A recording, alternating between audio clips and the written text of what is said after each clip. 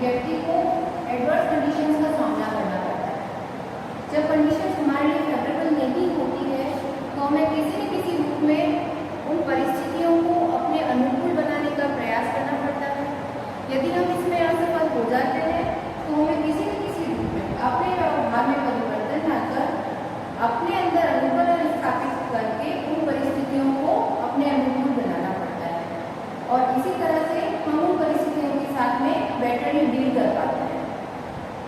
इस प्रकार से हम अपने व्यवहार को जिस प्रकार से संतुलन में लेकर जाते हैं इन परिस्थितियों के साथ अपने सबसे विशिष्टतम सामंजस्य को स्थापित करने के लिए यह जो प्रक्रिया है वह समायोजन कहलाती है।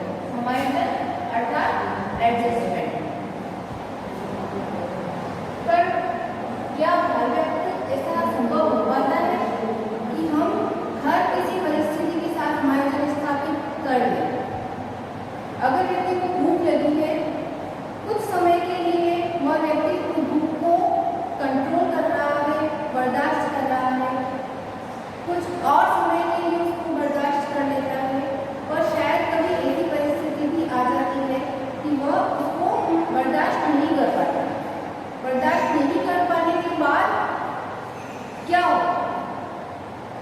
अगर परिस्थितियां हमारे कंट्रोल से, नियंत्रण से बाहर हो जाती हैं तो हम उसके साथ समायोजन स्थापित नहीं कर पाते। नहीं कर पाने का सबसे पहला परिणाम हमारी मानसिक स्थिति पे आता है।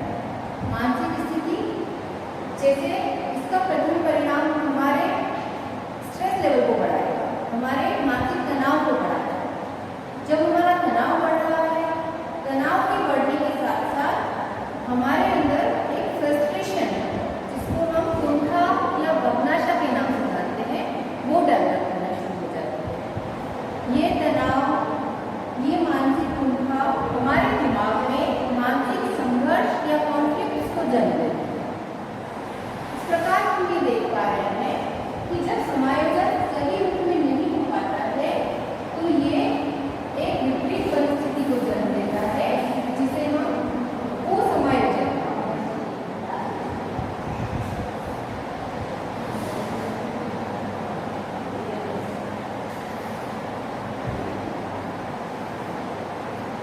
आज हम असमायोजन के व्यक्ति पर जो प्रभाव पड़ते हैं इन प्रभावों को संक्षिप्त में अध्ययन करेंगे। जब असमायोजन का सामना व्यक्ति को करना पड़ता है, असमायोजन का अर्थ क्या? जैसा कि गैट्स महोदय ने बताया, असमायोजन व्यक्ति और उसके वातावरण में असंतुलन का उल्लेख करता है। अर्थात व्यक्ति अपनी परिस्थितियों के साथ सही ढंग से समायोजन नहीं कर पाया। इसके कुछ न कुछ मानसिक परिणाम व्यक्ति को देखने को मिलते हैं। मानसिक परिणामों के रूप में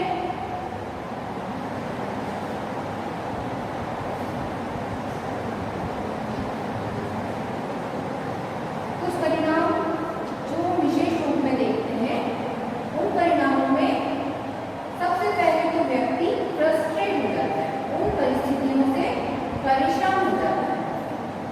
फ्रस्ट्रेशन या परेशान होना जिसको हम साइकोलॉजिकल टर्म में बदमाशा या कुंठा के नाम से जानते हैं।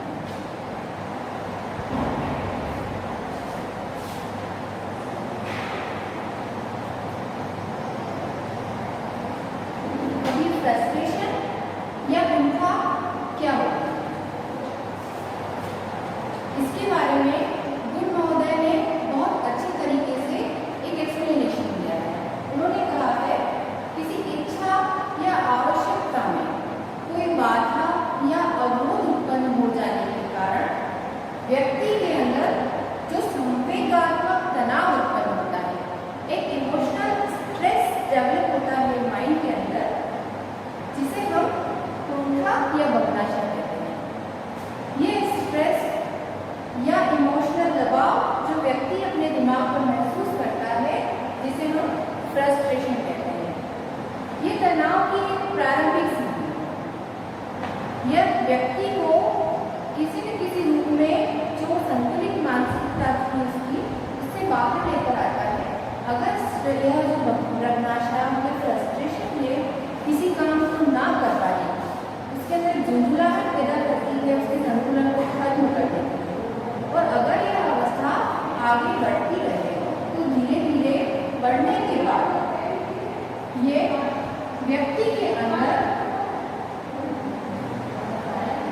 मानसिक द्वंद्व की स्थिति पैदा करती है।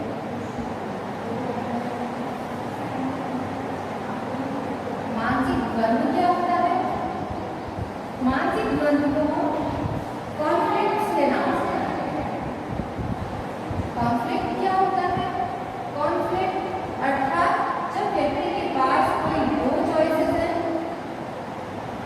जो उसमें से एक उसे पॉजिटिव डायरेक्शन में जाने को कह रही है, दूसरी उसके बिल्कुल विपरीत से नेगेटिव डायरेक्शन में जाने को कह रही है।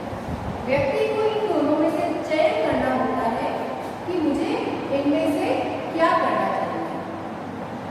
ये भूमिका व्यक्ति को पॉजिटिव डायरेक्शन में प्रेरित कर दे तो वह उसको आगे की ओर प्रोग्रेसिव लेकर जाता है।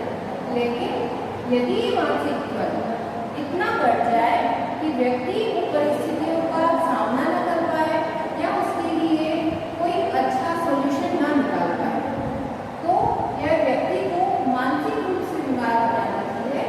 एज वेल एज थोड़े समय में ये मानसिक बीमारियां उसके शरीर को भी प्रभावित करने लग जाती हैं।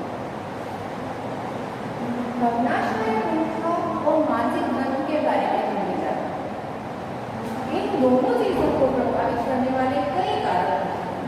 इसका अर्थ ये है कि हमारे आसपास के पर्यावरण में या वातावरण से हमें ऐसी बहुत सी परिस्थितियां मिलती हैं जिनके द्वारा हमें भावनाशय भूमिका या मानसिक द्वंद्व का सामना करना पड़ता है। ऐसी परिस्थितियों में से कुछ भौतिक कारण हो सकते हैं, भौतिक कारण जिन्हें हम फिजिकल कैरेक्टर्स कह सकते हैं। इसका अर्थ ये है कि भौतिक कारण क्या हुआ? यदि कोई आपदाएं आ जाती है, अत्यधिक वर्षा हो गई, अकाल हो गई, भूखमरी हो गई, किसी भी प्रकार की प्राकृतिक आपदा का यदि व्यक्ति को सामना करना पड़ता है, हो सकता है उसकी वजह से उसे बहुत अधिक नुकसान का सामना करना पड़ता है, तो व्यक्ति उस समय अत्यधिक कुंठा महसूस करता है। यह व्यक्ति के अंदर तनाव और द्वंद्व उत्पन्न करता है। साथ ही साथ कुछ सामाजिक तत्व ऐसे होते हैं जैसे कि व्यक्ति का परिवार, उसके इमोशनल लेवल, उसके रिश्ते, उसके मित्र आदि बहुत सारी चीजें ऐसी हैं जिनसे व्यक्ति समाज में जुड़ा हुआ होता है। कहीं न कहीं उनसे जुड़ी कुछ परिस्थितियां ऐसी भी होती हैं जो उसे किसी न किसी रूप में मानसिक तनाव की ओर धकेल देती हैं। इसी के साथ साथ कुछ चीजें ऐसी होती हैं जो व्यक्ति को इंडिविजुअल लेवल पर, व्यक्तिगत स्तर पर तनाव देती हैं। वे व्यक्तिगत स्तर पर कमियां, उसके अंदर जो इनबिल्ट कमियां हैं, शायद हर व्यक्ति हर चीज के अंदर पारंगत नहीं होता।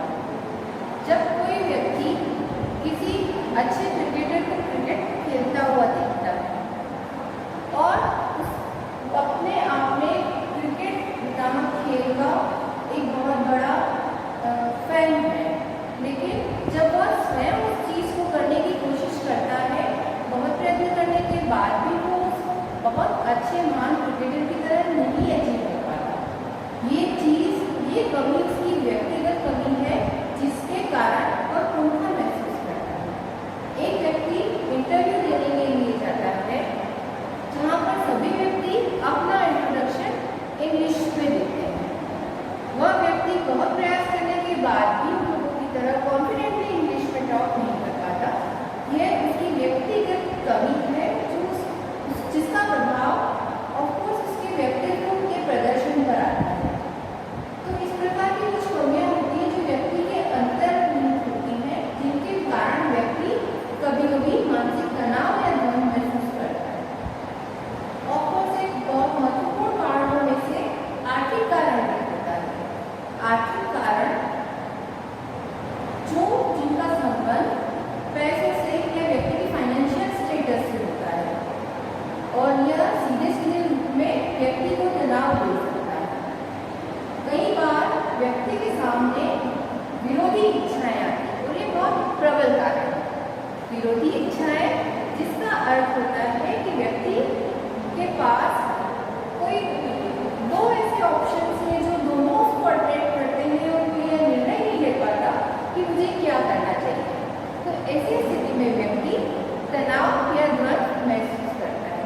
इसका एक बहुत अच्छा एग्जाम्पल है जो बच्चे महसूस करते हैं।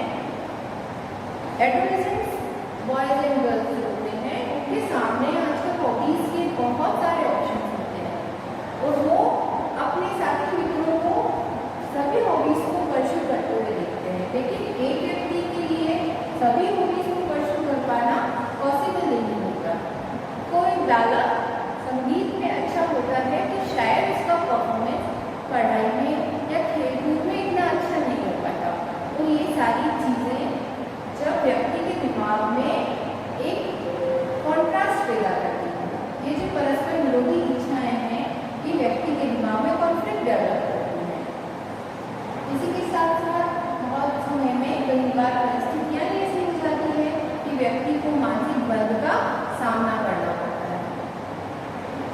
इस प्रकार बदमाशा, मानसिक द्वंद एवं तनाव को समायोजनीय प्रभावों के रूप में अलग अलग रूप में व्यक्ति को कहीं न कहीं प्रभावित करते हैं, लेकिन यदि समय पर उस समायोजन के प्रभावों को या उसके जो रूप देखने को व्यक्ति के अंदर मिल रहे हैं, अगर उनके साथ में समायोजन न किया गया या उनको ठीक करने के यथासंभव प्रयास नहीं किए गए तो व्यक्ति के मानसिक स्वास्थ्य पर इसका बहुत बुरा प्रभाव देखने को मिलता है।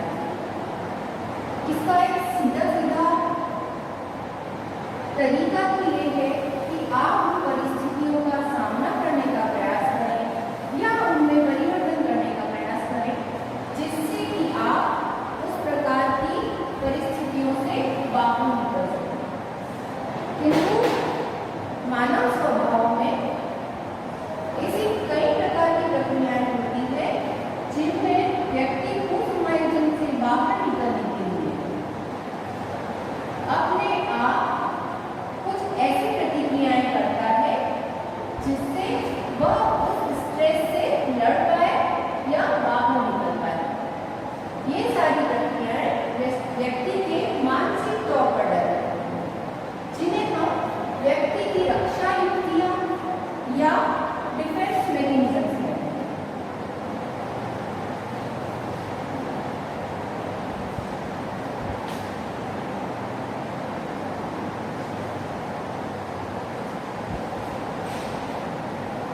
डिफेंस मैकेनिज्म या रक्षा युक्तियां। रक्षा युक्तियों को या मानव के रक्षा तंत्र को एक प्रकार से मानव की मनोरचना या समायोजन प्रणाली भी कहा जा सकता है। मनोरचना बनाने के लिए व्यक्ति अलग अलग तरह की प्रक्रियाएं मानसिक तौर पर करता है। इनमें से एक प्रकार होता है जिसे हम कहते हैं उदात्तीकरण। उदात्तीकरण जिसका मतलब होता है सब्लिमेशन। सब्लिमेशन जिसमें हर व्यक्ति के अंदर जीवन में कभी न कभी कुछ न कुछ अनैतिक प्रेरणाएं जन्म देती हैं। अनैतिक प्रेरणाएं अर्थात कुछ ऐसे कृत्य जिसको व्यक्ति समाज के सामने जाहिर नहीं करना चाहेगा।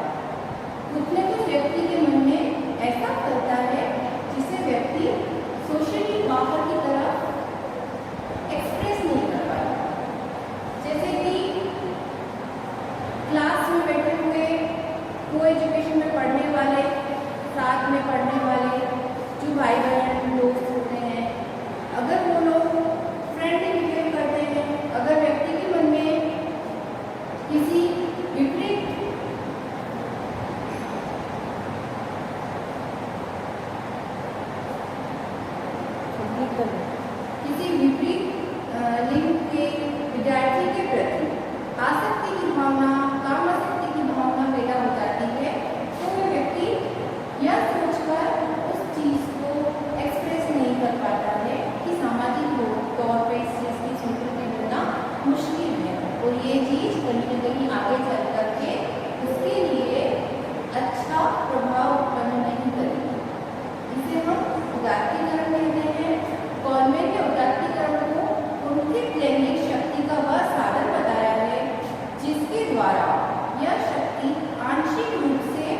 प्रतिस्थापित क्रियाओं में परिवर्तित हो जाती है। अर्थात व्यक्ति वो चीजें जिनको सामाजिक रूप से एक्सेप्टेंस नहीं मिलने वाली है, उन चीजों को छोड़कर अपना ध्यान अपने आप ही किसी और तरफ लगा देता है। अर्थात व्यक्ति उस चीज को बाहर की तरफ जाहिर नहीं होने देता और उनका रुख मोड़ लेता है। इस स्टेज के बारे में एक बहुत अच्छी बात यह है जो काफी बार पूछी भी जाती है एग्जाम्स में, इसे फ्लाइट टू क्रिएटिव वर्ड कहा जाता है।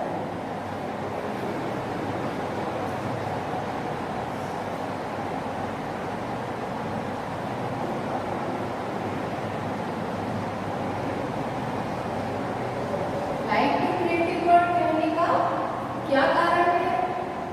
फ्लाइट टू क्रिएटिव वर्ड कहने का एक विशिष्ट कारण ये है कि जो नेगेटिव थॉट्स व्यक्ति के अंदर डेवलप हुए हैं उनको वो सृजनात्मक ढंग से देता है और उसको किसी और रूप में परिवर्तित करने का प्रयास करता है और ऑफकोर्स निश्चित रूप से ये चीजें उसके तनाव को कम करती हैं और उसको आगे की ओर बढ़ने में मदद करती है। इसके बाद अगली प्रतिक्रिया जो मानव द्वारा दिखाई जाती है जिसमें हम दमन देखते हैं।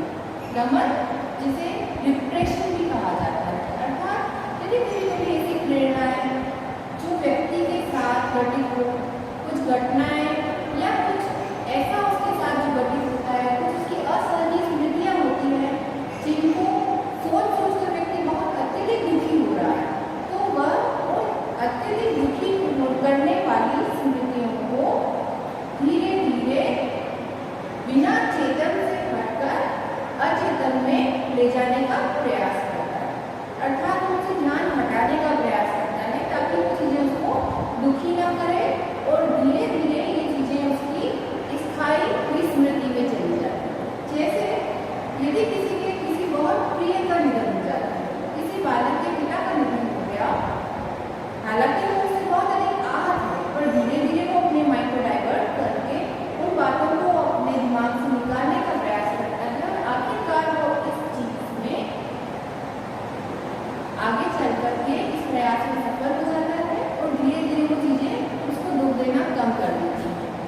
और इसी के साथ साथ डिप्रेशन के साथ तो इसका एक ठोस उदाहरण है जिसको हम कहते हैं शमन।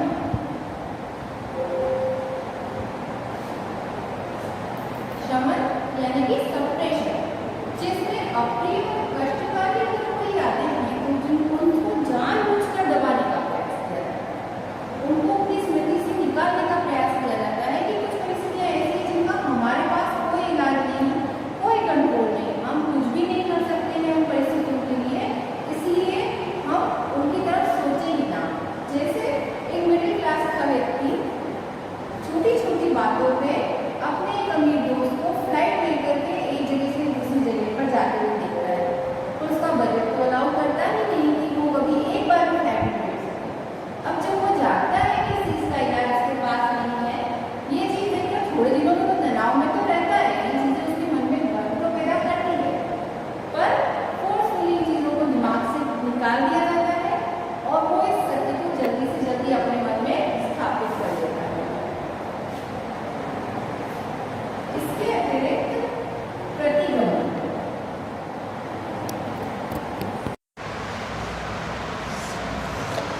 प्रतिगमन जिसे हम रिग्रेशन कहते हैं।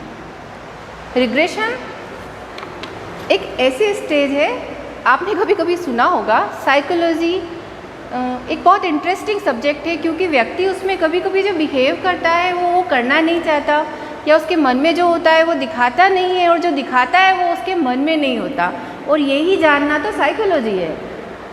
प्रतिगमन भी कुछ इसी तरह की एक्टिविटी है। प्रतिगमन जिसे हम रिग्रेशन कहते हैं, यह व्यक्ति अपने ईगो को सेटिस्फाई करने के लिए करता है। ईगो को सेटिस्फाई करने के लिए कभी कभी व्यक्ति कुछ इमेच्योर रिएक्शंस देने की प्रयास करता है। जैसे कोई बालक क्लास में बहुत कम नंबर लाकर फेल हो गया, बालक अच्छा खासा बड़ा है, क्लास 11-12 में पढ़ता है, परंतु घर जाकर फूट फूट कर रोना, अपने टेडी बेयर के सीने से लगाना, नाखून चबाना, ऐसी इमेच्योर एक्टिविटीज़ करता है। ये सारी चीज़ें उसके व्यवहार में स्वतः ही आ रही हैं, लेकिन ये एक डिफेंस मैकेनिज़्म है जो उसकी बॉडी ने खुद चूज़ किया है। वो इन सभी चीज़ों को करके अपने स्ट्रेस को धीरे धीरे कम कर रहा है, अर्थात प्रतिगमन उन परिस्थितियों से अपने आप को दूर करने के लिए, ईगो को सेटिस्फाई करने के लिए इमेच्योर रिएक्शंस देना।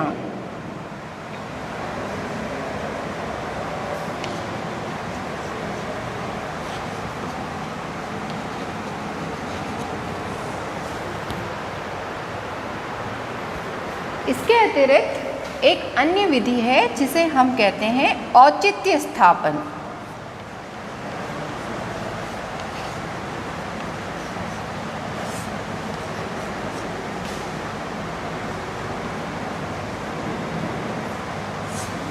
औचित्य स्थापन, जिसे हम रैशनलाइजेशन भी कहते हैं, इसका अर्थ ये होता है कि व्यक्ति अपनी थिंकिंग में, अपनी थॉट्स में रैशनल हो जाए कि जो वो सोचता है सिर्फ वही सही है और उसके अलावा और कोई रास्ता सही है ही नहीं।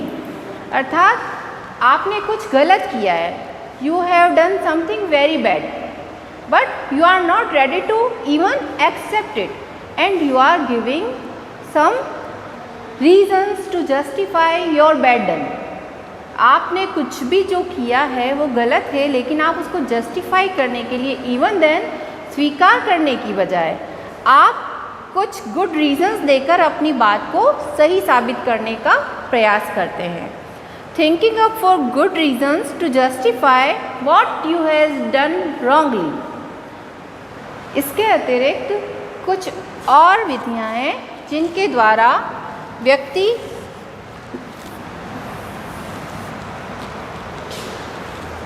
अपने स्ट्रेस को अपनी मनोरचनाओं द्वारा कम करने का प्रयास करता है। इन विधियों में से अगली विधि है जिसे हम प्रक्षेपण के नाम से जानते हैं।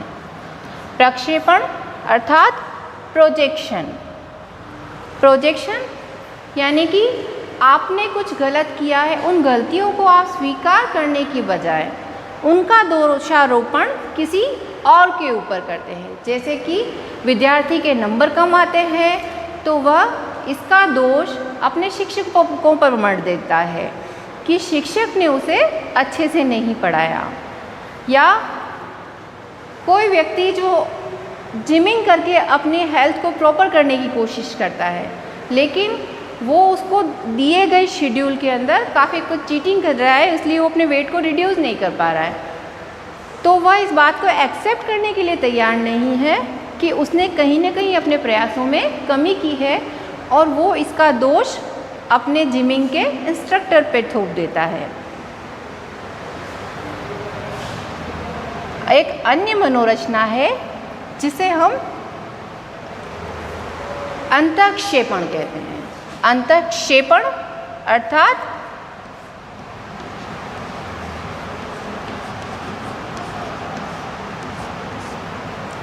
अपने अंदर क्षेपित करना या अपने आप में उन बातों को सम्मिलित कर लेना।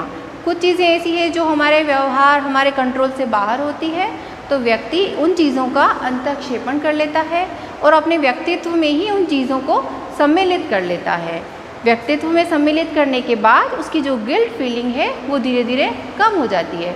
अगर कोई बच्चा जो कि मैथ्स में बहुत इंटेलिजेंट है, पर वो अपने सम्स को सॉल्व करते समय इतनी बैड हैंड राइटिंग लिखता है कि वो खुद भी फील करता है कि उसका सम सही होने के बावजूद भी गलत नज़र आ रहा है, लेकिन क्योंकि वो बच्चा इतना टैलेंटेड और प्रोग्रेसिव है कि वो अपनी पढ़ाइयों को परस्यू करके इंजीनियरिंग लेवल तक फाइट कर लेता है, तो वो जो उसकी बैड हैंड राइटिंग वाली कमी है उसको वो अंदर ही अंदर स्वीकार कर लेता है, और ये चीज़ें उसकी प्रोग्रेस में बाधा नहीं बन पाती है और उसको टेंशन नहीं दे पाती है। इसके साथ इसका